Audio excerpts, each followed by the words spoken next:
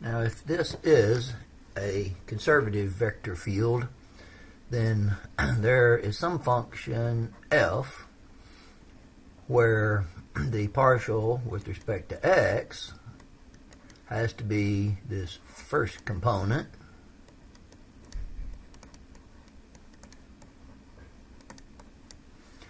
and the partial with respect to y has to be the second component.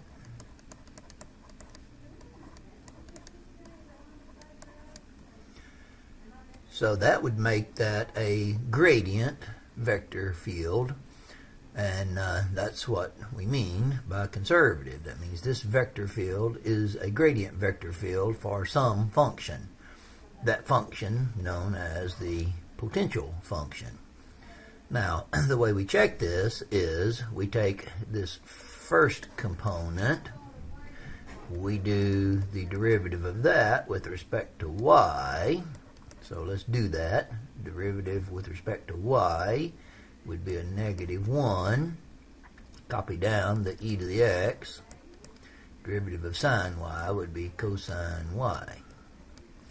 Then we'll do the derivative of the second component with respect to x. Now remember from earlier chapter, the second partials have got to be equal. So if this is indeed the right function, then these partials will come out to be equal. So let's see. We're doing the derivative of this with respect to x. We'll copy down the cosine y, get it out of our way, and then we'll do a product rule. The derivative of x plus 2 would be a 1. Copy down the e to the x, plus, copy down the x plus 2, and do the derivative of e to the x, which is still e to the x. Now this one comes out to be a cosine y times e to the x, so there's e to the x cosine y. That matches.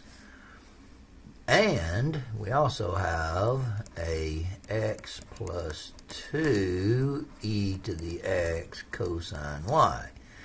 So that matches that. However, that does not match that. This is not conservative, meaning we do not have to find a potential function because there's not one.